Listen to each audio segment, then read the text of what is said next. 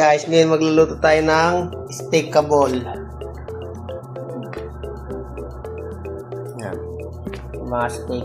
Pinalamigan ko lang kasi frozen guys. Walang tayo ng general tissue.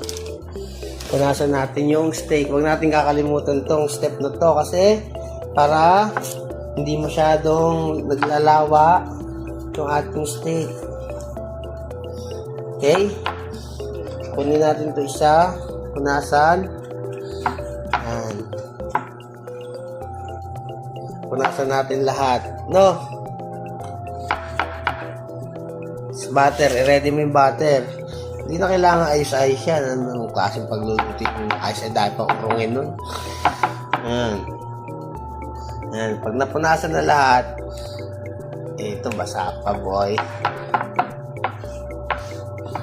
Yan. Ano? Ang marami lang din ito. Kita mo na pera. Yan. Yan. Pwede natin yung ating anchor. Siyempre, olive oil. Painit lang tayo ng pan. Tapos mag-ready tayo ng bawang. Okay? And here we go.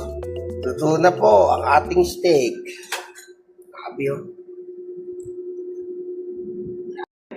Titikman na natin. Fresh. Oh. Pagkalambot. Ang sarap. Tabis. Puro taba. Baka.